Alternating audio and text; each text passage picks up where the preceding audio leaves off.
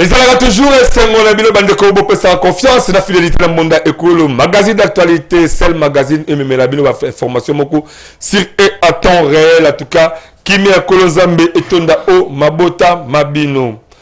Mon colonel c'est journée mon la préféré bato balanda bisoni ba yebi format aux format moto sur la rami tout ça ba analyse aux ezali ko le kati ya mboka na biso ya on la lingi kelelo to me ko sur la moi 3 points moko sur ita et ko permettre aux beaucoup plus na ba état général de justice aux ezali au sein malelo oyo ni ba congolais ba ko s'attendre na après ba assise oyo en rapport au état de justice ya kati ya mboka na biso peut-être beta maso oyo na o Italie Tokomo ke muke na ba période à fin de l'année pe ba voulez za makasi côté ya masolo Italie assainissement pe sécurité en plus tout sous ça na au Italie respect ba autorité en mboka surtout beaucoup plus ba institution il y a chef de l'état Félix Antoine Tshisekedi Tshilombo mais avant tout ba d'abord to contre la fond vraiment na kati ya masolo so mukwa lelo to ke d'abord niveau régi par moi mboka église mateta aba so élément ya moi mboka fondation Jonathan Sango bon bazali champion au Italie social la carte République démocratique du Congo particulièrement la ville province ya Kinshasa so vous allez contribuer contribuer beaucoup plus à 500 fois congolais par jour.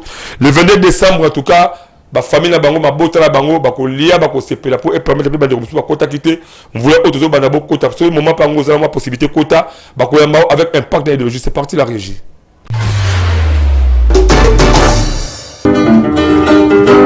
Ndeko ya Congo, papa, maman, élégué.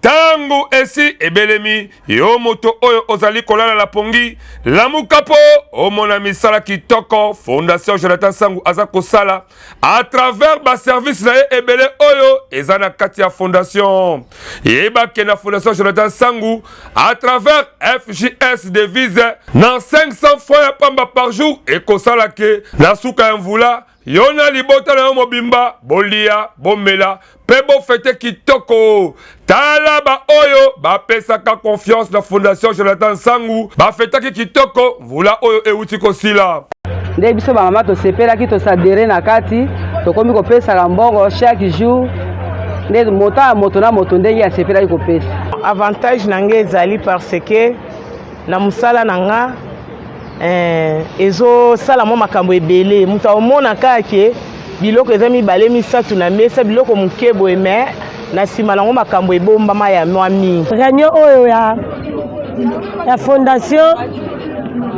pona mona baninga nde bakotaki basali bazwi biloko ya ngai pe na bakinga pe fona meka na pe na kota yango na koti nde na moni ekende bien ebongo na cadre ba formation wana kutu lala na yo pongi ya babebe po ba formation eza ebele lokola make-up na misala ya ndenge na ndenge na oyo etali kozwa mosolo pona yo moto ya mombongo dibela ngai ke soki kaka okoti kuna nyonso ekozala. Je vous informe que soki yo telemite mususu azate biso nde to bana ya Congo yo nanga tokosala ke tozala bien.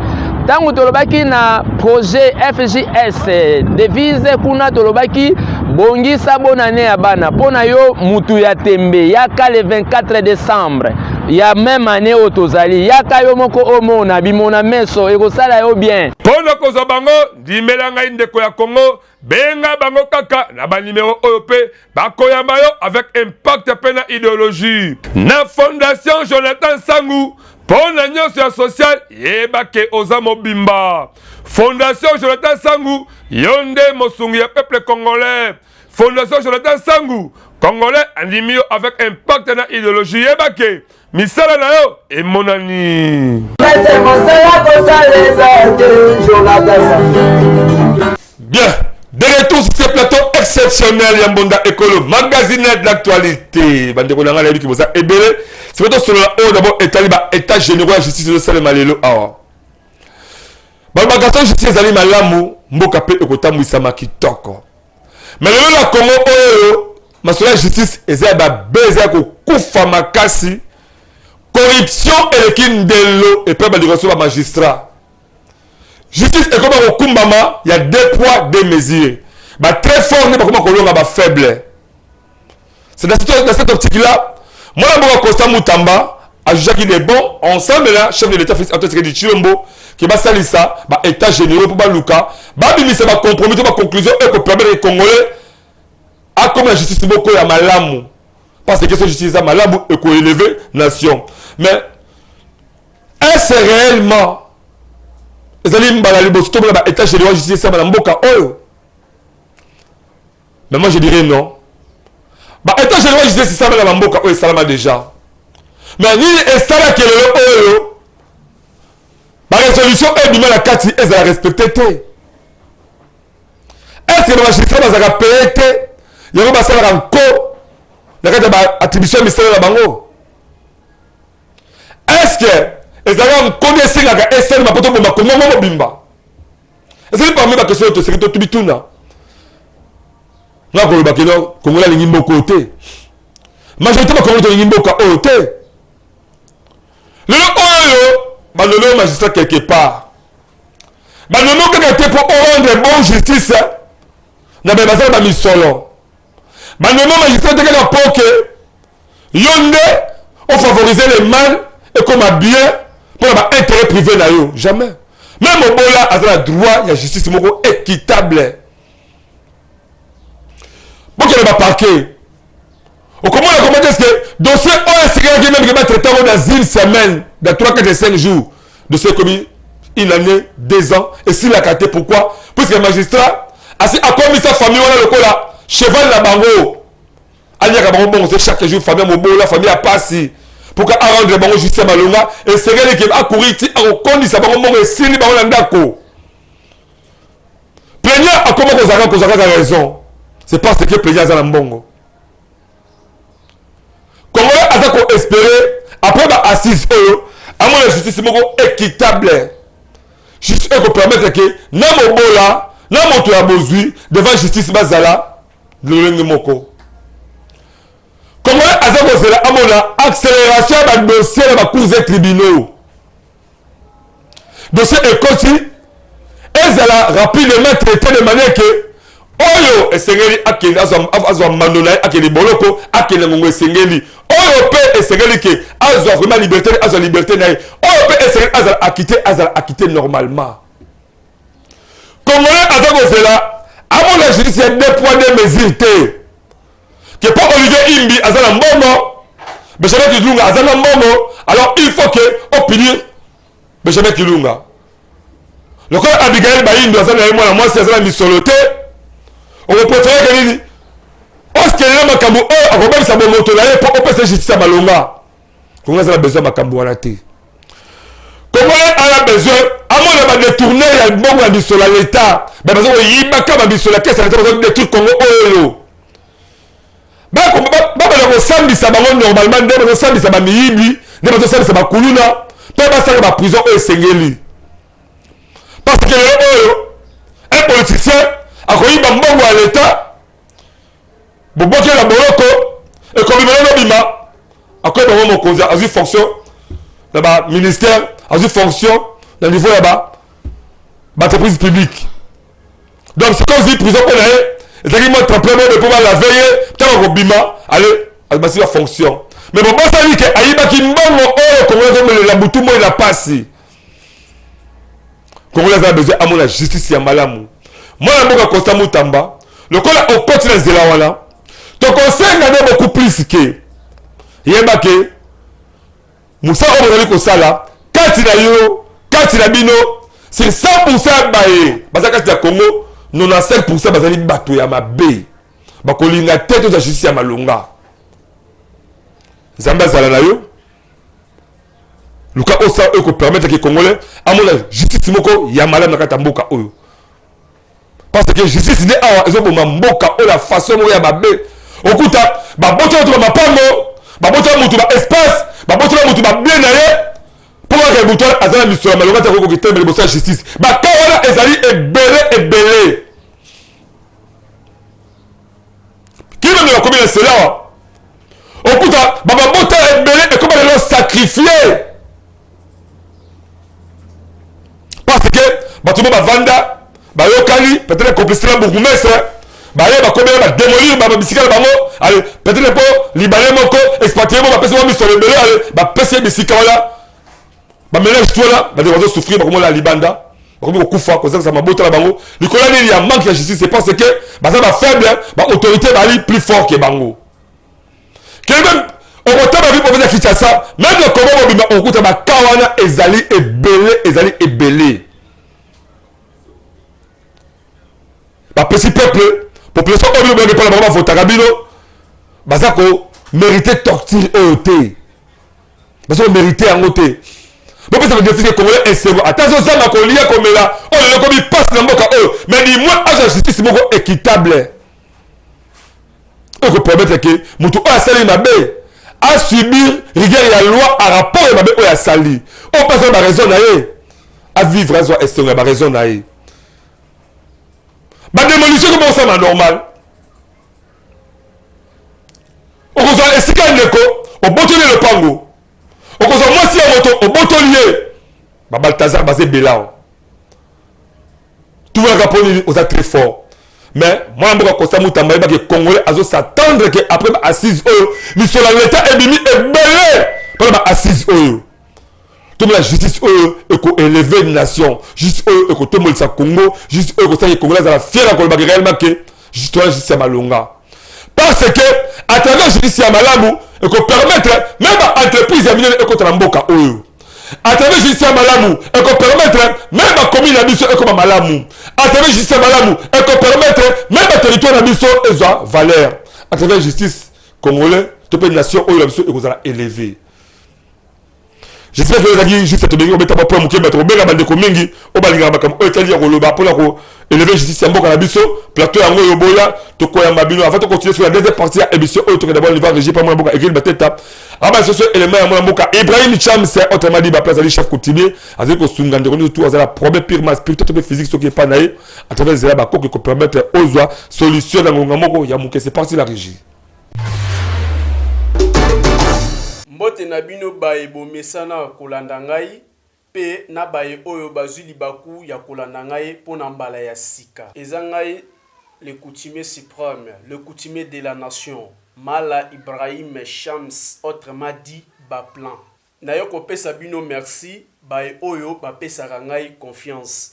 Pe na yo kolendisa baye oyo nanu bazwi libaku ya kokutana na ngai te to koya koluka ngai te. Na yango na sengi na bino nyonso bozana ba problème o etali ya spiritualité. Boya na bokasite ya bakoko na ngai boko témoigner lolenge kaka baninga mususu bazoye bako témoigner. Alors na bokasi ya bakoko na biso o tobengi na pouvoir ancestral. Nde tozoye bako sungelango lokola ba problème o tobengi retour d'aversion. Retour d'aversion bisika oyo kimia ezalité entre mwasi na mobali ezala mwasi aboyi mobali to mobali aboyi mwasi ne tozoye bakosangisa yango na o babengi na kati ya problème financier na kati ya problème financier baye o bazo entreprendre ba entrepreneur ne tozoye bakosunga bango comment est-ce que baye bako avancer na ba faire na bango. Alors tozo pesa pouvoir ya domination ya réussite ya succès. Il y a art nyonso ozala musicien, ozala côté ya théâtre, cinéma, ozala joueur, tozali ba kotombola mutu na ndenge oyo ye alingeli. Tozali koyamba mikolo nyonso. Pona bino baye bozwi libaku ya kolanda nga ya mbala ya sika. Numéro na nga eza affiché wana. Une fois au contacter nga appel WhatsApp ou normal okoyeba kozwa nga bisika oyo nga nazali. Voilà. Parce que la deuxième partie ya émission la biso ya mokwalelo. Tokomi ko kende vers la fin de l'année. Tout ça la période ya bamvula. Nini oyo congolais akoki ko s'attendre na ba période oyo. Ezali beaucoup plus assainissement ya ville province ya Kinshasa d'abord en particulier parce que ezali miroir ya République démocratique du Congo. Congolais azali ko zela sécurité à malonga. Parce que l'insécurité est qu'il y a trop à la ville province à Kinshasa. Alors, qu'est-ce qu'on a élargi Yango? Fin de l'année, ma caméra m'a rébellé. Mais il y a des sorciers, qui profitent de ma famille, ma criminalité, ça va trop. Viens comme un passe, vous êtes ma cher. Donc, insécurité, même au niveau sécurité alimentaire. Au moins, la sécurité, qui $10, la fin de l'année, je vais commis $15. Mais tout est ça, devant ma cause. Transport est à la 1000 francs, bango 5 000 francs. La fin de l'année. Ba veni et comme la salité, ba période où ba vula. Pe la c'est en vula, kuluna eleki makasi na kati ville province ya Kinshasa. Biso boda école to siko benga ba koto ko interpeller ba kozi ba décider ya mboka oyo. Na moment oyo ba vula, to ba de bona ba autorité ya mboka. Pe ba fin de l'année okinde. Il faut qu'on associe ba chef de quartier, na ba chef de rue de manière que sécurité autour luka installement na assainissement installement na ba façon moko ya malamu parce que à travers les chefs de rue à travers les chefs de quartier et qu'on permettre toi ba comment est-ce que to ko encadrer sécurité la biso na assainissement ville province ya Kinshasa ba chef de rue de bazalaka wana aza capable ya ko identifier ba nombre de parcelles nyonso o ezal avenir na pe koyeba chaque parcelle ezal ba porte boni pe porte boni ezal ba tuboni soki pe ba paya ba ye na avenir na ye ba ko vanda wana aza capable de ko identifier ya koyeba les biens les bons et les mauvais que muto aza muto mabe muto aza muto malamu soki to pesi bango pouvoir wala légalement là ba développer un Congo. Et ça va de la base. Et de la base, à partir de chef de rue. Parce que les gens, bala kuluna auto baka, auto zoko mona ka osaba désordre wana. Bala ka balete, bala la zambate, bala la ndaku oyo la ngato bimaka.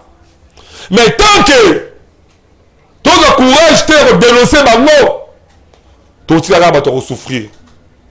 Donc continuer toujours le laka. L'État a forcé au salaire comme côté. Mais personne n'a chef de riz pouvoir légalement. Personne n'a chef de riz chance.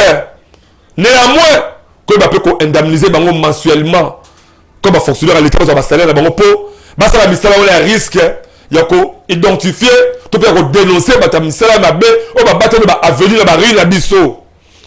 Na ba quartier na biso. Ba service de sécurité ya ba renseignement za ba commune wala ba ANR ba demi-ap. Tant qu'il y a un chef de rue, parce que travaille en collaboration, et qu'on n'a pas si bien évoluer madame. Moi, maman Ange, tout le monde maman Anna, tout le monde maman Marie, il y a des gens qui sont dans la coulouse, donc c'est bon la langue. Mais pas français, il y a bien. Le chef de rue a bien. Mais à quoi dénoncer maman, si réellement que le gouvernement a mis son pouvoir wana. Il y a un moment où Jacques Chabani, ils ont attend. Bon, c'est un gouverneur. Bon, ça va beaucoup mettre ordre de manière que beaucoup mettre associer ma chef de rue, ma chef de quartier, la mission et qu'on permettre même assainissement au dedans de Luka et ça va valeur d'ango. Parce que assainissement, quand on va que chef de l'État le mec encore Samboka au Allemagne d'Afrique, il ne faut pas croire qu'il n'y a pas bateau magique pour mettre comme Allemagne d'Afrique. Non.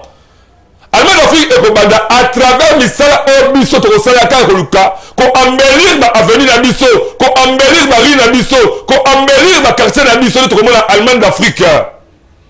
Oui, certainement l'État va ba devoir naé. Mais biso de la population to baka o fait to sala poto luka ki Congo olobi et comme meilleur. Mo ko bimoni surtout ka mabe. Mo ko bimba nyoso mabe.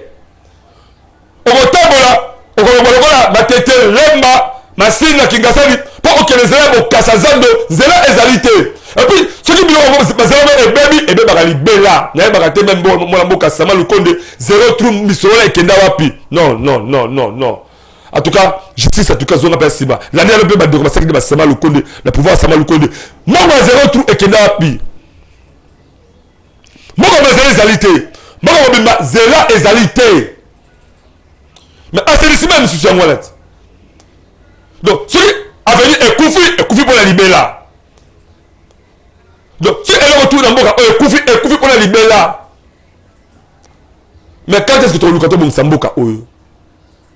Ko assainir Mboka Oyo, il faut d'abord assainir conscience na biso. Ko assainir Congo, tu vas d'abord assainir conscience na biso. Et ça, mission purement pédagogique, s'il vous plaît. Si vous avez vraiment un vrai leader, vous avez besoin de ma qualité, vous contribuer, Platon Oyaka, ben comme ça, numéro de Yambabino. Et à part ça, de ça, émission, So Monique, bakati sur la TV pour tous la 30 minutes. La chaîne de la télévision to likalaka. La miel TV pour la GGTV. Au bout de bakati biso pour 30 minutes c'est l'équipe. Comment la pas cité? Quand tu as la monde école officielle, vous avez la YouTube l'intégralité nango. Il faut qu'on va assainir d'abord mitu ya ba congolais. Oui. Tout ça mboka mo le ba américain tout ba français ba kenyo voilà tout ça échange na Congo. Parce que France ou bien États-Unis auto que to lula ko kende kula. Ne ba tonga États-Unis mo bimande to lula to kende kula. To bi que bon tout ça ba américain se tout là à la carte République démocratique du Congo. La condition au Congo est la condition Congo est allée. Et tous les Congolais doivent avoir un peu de kula la carte ya États-Unis. Américain a connu mboko yo, a récupéré mboko yo, a ko balako tonga mboko à 0. Mais biso to récupérer mboko la bango, to ba so ko lula sur République démocratique du Congo. Parce que kuna to ko détruire yango, to ko bomba yango. C'est ça le mal. Aux la moutou peuple noir, beaucoup plus peuple congolais. Ba ministre bele bozali wana, bo vendre ba poto, bo koller ba poto, bo koller belle la poto. Mais à part la minoni bozo mais à la carte ya mboka opolo ba ke mboka opelo ekoma allemand d'Afrique le chef de l'état le baka yango. To c'est la ka moi ça yango. À part le bezali ya ko détournement, ya ko ibaka ba mbongo à l'état. Bozo ibaka ba mbongo à l'état ngo. Bo ko tonga ka ba village yango bozo bokisa yango. Pourquoi ba développer ça 45 territoire? To c'est la nini. Au sein la cause ministre, mission Zwaka, là on doit détourner. Mi tout la carte motema au sein la kada yango ni côté la carte chambre na yo mo ministre dit que na yibi bonga l'état est trop. La sala gouvernement ndé na ndenge. Mo na yiba kala sala na yango ni pour la bonheur à Congo. Mi tout la d'abord. Sans une réponse c'était bana notre famille là yo. Baba yo mo de ba AVC si vous allez li. Ba ki zengi ba moto na libota na yo. Parce que Congo na yebite il faut aller à côté pour tout monde ça comme pour assainir Congo tout bala d'abord assainir ma conscience na biso comme même si ça dit kolinga Congo ko yeba ke allemand d'Afrique ya Congo et comme soki yo olingi Congo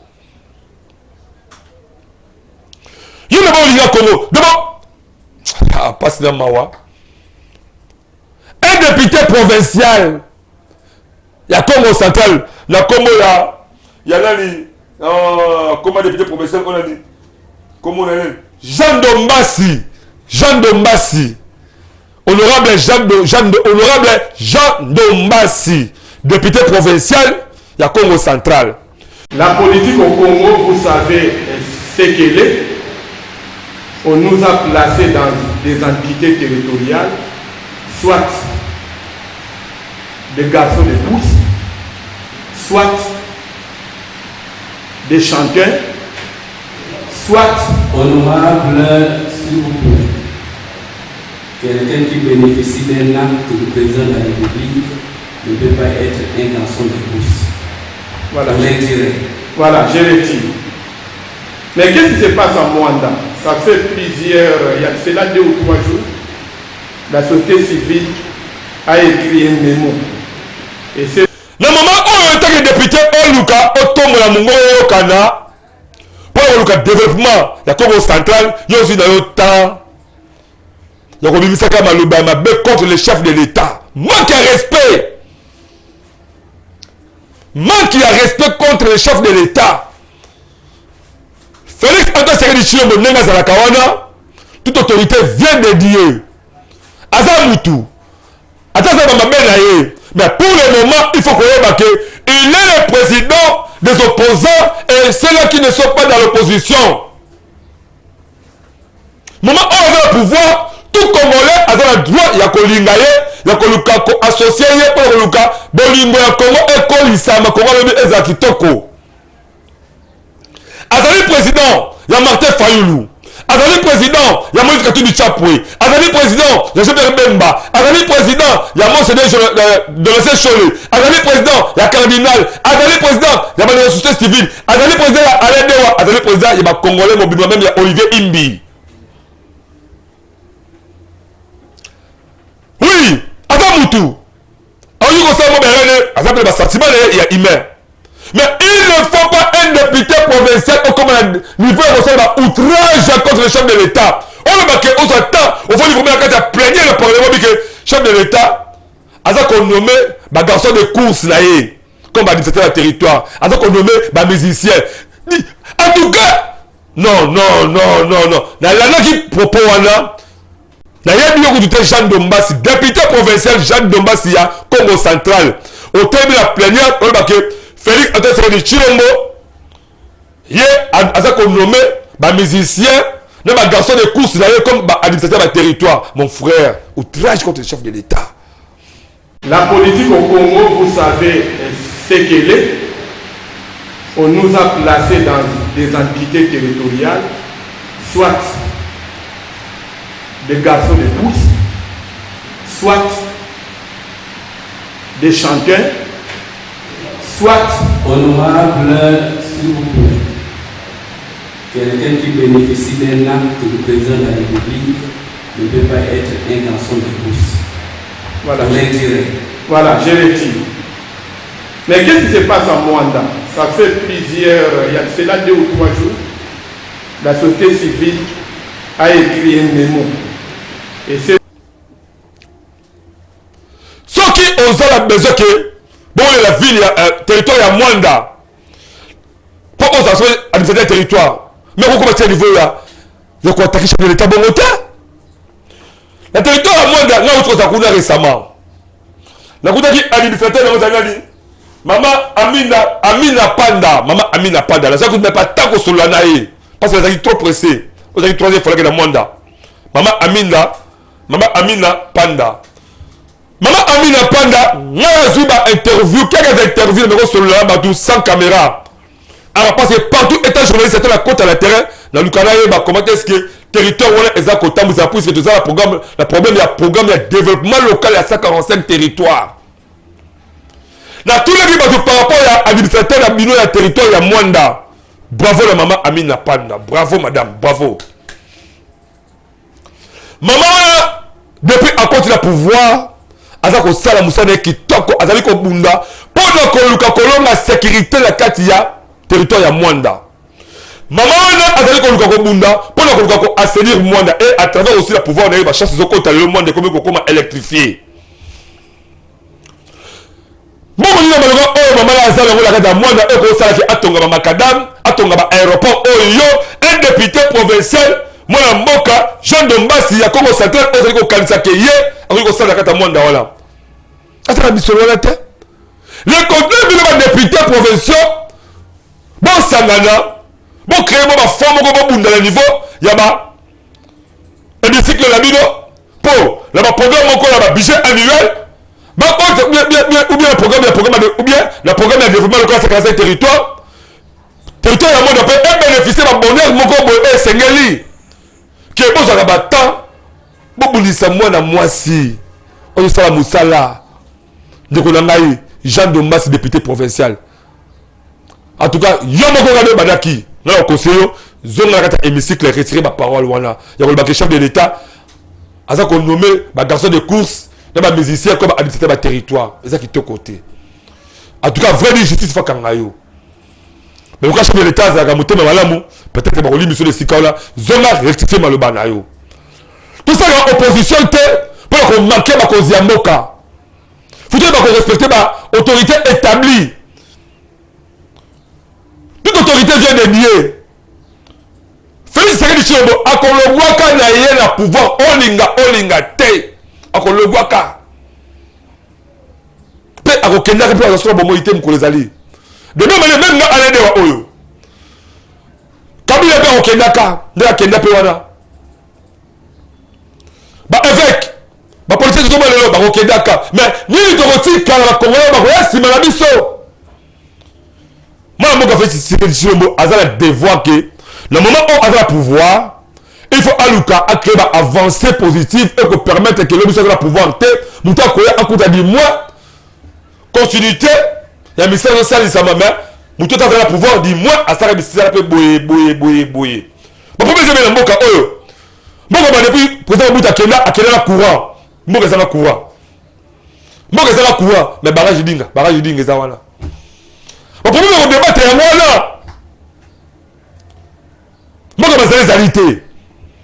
Il y a la ville province qui s'est tambola d'abord, on s'est dit que non, oza na lifelo o to za komela ndamoko c'est ba vivre bablo ba bunda ngwana da bundisa ngwana mais elle ne va toucher personnalité ya bakonzi parce que toucher personnalité ya bakonzi eza na ba makasi maman wana maman Amina Panda ozali administrateur ya Mwanda bravo c'est parce que alors musale kitoko azoko bunda le Mwanda ezo le fils qui va avancer na ba le fils de la mouké o azoko tala la katia territoire wana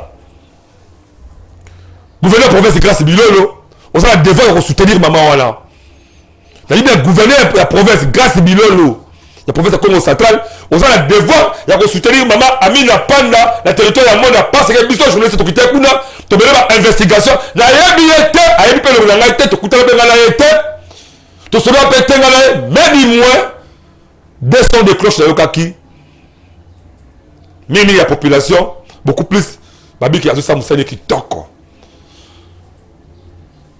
moi mboka Jean Dobasi député provincial ya Congo central obeti mabe bakasi to va devoir ya ko assainir mituna miso ya ba comportement wana to ba imebi o ba ke o bali na biso opposante te moga essayer pour terme la malade c'est ba opposant ba zala parce que si ba opposant ba zalité pouvoir a comme c'est le coup là mission de l'état là le coup là li pa ba mambo félé le coup là quoi ngala dendon il faut opposition ezala ba kasi solide pour permettre que pouvoir passer ba kabila ko kebi ko banga parce que opposition dénoncer ba mabezo salema toyeba ko respecter ba autorité ya l'état to assainir d'abord mutu na biso na makama mabe to linga Congo lobi ga ba ke moi moko fait attaque de chembo à côté le bakolo bakela makaki tabusu 5 pamba bon conseiller parce que bela bozali wana bombe ba apport moko ko permettre que moi moko fait série de chembo akumbela basolo kitoko bozala ko osala ba jalelo ko kumisa ye miso bozali wana ko critiquer kaka na ninga mabe mais même apport pese makanisi on dit que c'est que tabisa malamu te pour ça peine de ko sa busa on va pesier pouvoir tali yo za député provincial on peut se permettre ya maman Amina Panda on a administrateur d'Abino ya Mwanda on a député provincial pour se payer là voilà maman la monnaie en tout cas est-ce que l'état ça malamu te à part on a le même il calisi boye il est capable kitoko il est capable kitoko tout ce qui va comportement là il va que oh sali sur l'état justice a bien de là yo ba ko kanga yo o sa boloko donc c'est toujours ma sœur biso la o et tel pour que la souka toute cette émission la biso beaucoup toujours avec comme Italie ko assainir vu province à Kinshasa na bo soto to ebake tant nous toujours ba bo soto na nzela toujours bomba biso boko moka na biso tant nous surtout to zali ko bukaka to ko timola kama mabulu na ba pango ba venir na biso to zali biso ko créer ba érosion et sécurité ba ko assainir conscience na biso to ebake plastique auto be bouteille mais JE et c'est la boîte qui ezali polele le cas la boîte bouteille na boka J tant yo o boki bouteille J moninga ba la boîte ni bali 7000 mitado et ko koma fulu ya ba bouteille ba JP c'est que ko ba bosoto to ba ko ebake Congo o c'est que yo na ngato ligue to ligue ngo toza Congo ya malamu merci voilà ça juste moi recadrage moko na o état vraiment assainissement c'est que eba na bitu la biso avant to komta na makambo o monsieur luka de lobitu koma na Congo ya autre chef d'état benga ki Allemagne d'Afrique pour to koma na Allemagne d'Afrique c'est que d'abord to assainir mitu la biso peut to pesa bolingo ya mboka biso Congo voilà ba dédicace spéciale na pesa et pas maman Nathalie Joyce oh azala restaurant qui toko Ate Joyce ezali vraiment la barumbu wana la citase la sima ya hôpital ya Sibezai restaurant qui toko qui vraiment kolia makayabu qui toko là l'équipe vert kuna en tout cas pour bien affilé ou kuna de ensemble ezate babo garçon na ba belle fille ba belle nana na ba to ba sara ba misala so ke kuna rolia qui toko c'est pour azona mafuma ba bloga bio Jocelyne Bafouani moi ça qui toko première dame ya commune ya Maluku en tout cas Zambe azane esiko zali. Merci, ça n'est fini, comme vraiment la souka ya Masola Mukalelo si makabela bisa ki toka mwana mboka Benjamin Kilunga pe édition si mangé pa Abigail Bayinu dédicace spéciale sur par moi mboka Olivier Imi le grand chef coutumier malgré ba mobondo ba se bango singa na kingo ba kokate botali ka mobondo o peut permettre mutu na mutu azonga la kimia et tout à fait kuna réalisation si par moi mboka Egride Mateta en aide toujours la présentation beaucoup de gens s'abonner à la chaîne YouTube de Monde école officielle et on se retrouve après dans un autre numéro. Merci beaucoup, je vous aime beaucoup plus. Bye.